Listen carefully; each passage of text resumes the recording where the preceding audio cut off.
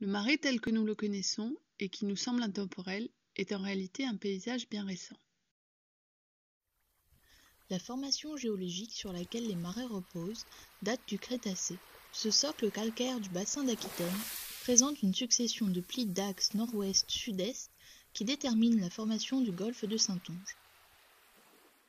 Les côtes de Charente-Maritime ont notamment été marquées par une élévation du niveau marin durant les derniers millénaires nommée la transgression flandrienne.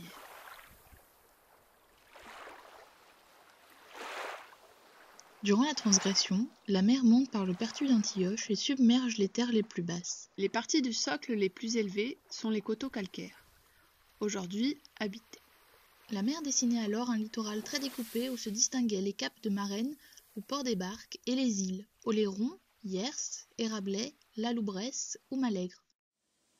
Le littoral planté de chênes noirs et d'ormes cernait une baie où quelques îles émergeaient. Le golfe était peuplé par les Santons qui y pratiquaient la pêche et commençaient le trafic maritime de céréales et de bois. À l'arrivée des Romains, la géographie du site et son potentiel d'ensoleillement permet la mise en place de cultures de sel. La construction des marais salants passe par des prises progressives sur l'espace immergé, accompagnées par le recul de la mer, comblant peu à peu le golfe. Des chenaux permettent d'atteindre les ports, les marais sont nivelés en jas et bosses. Débute alors la grande période du sel dans le golfe de Saintonge. Considéré comme l'or blanc, le sel est un bien très recherché. Son exploitation initie de profondes modifications dans le paysage littoral, jusqu'à présent préservé. Au XVIe siècle, l'essor économique par le commerce du sel permet le développement de ports sur le littoral et sur les îles. Au nord de l'île d'Hyères est fondée la ville de Jacopolis, qui deviendra Brouage. La fille de la vase et du sel est alors connue jusqu'en mer Baltique pour la qualité de son sel. À la fin du XVIIe siècle, l'activité salicole commence à décliner.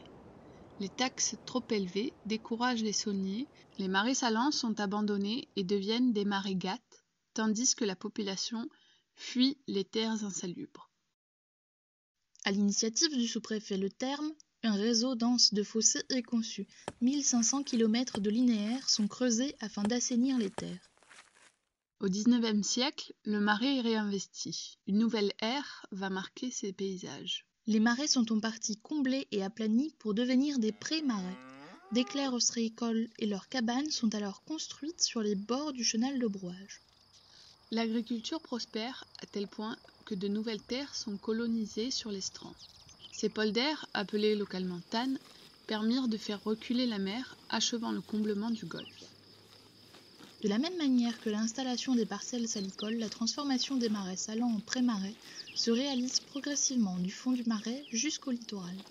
Il reste néanmoins des parcelles en jas et en bosses, héritées de l'ancien temps.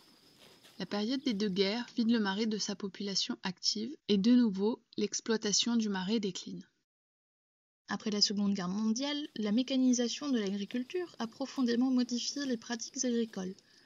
L'élevage régresse et certaines parties du marais, notamment le fond, s'enfrichent progressivement.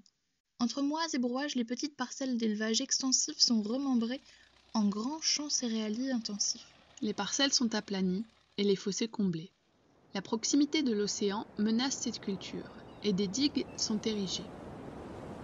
La dernière digue est érigée à la fin du XXe siècle et définit l'actuel trait de côte. Durant les 2 dernières décennies, le marais a connu plusieurs submersions marines causées par les tempêtes qui ouvrirent la digue. Le marais de Brouage a été construit par conquête de l'espace maritime. Il vécut des alternances extrêmes entre croissance et déprise agricole, d'âge d'or et de misère.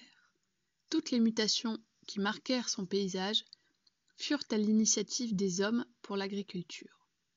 À l'aube du XXIe siècle, ce sont les conditions naturelles qui initient une nouvelle façon de pratiquer le marais.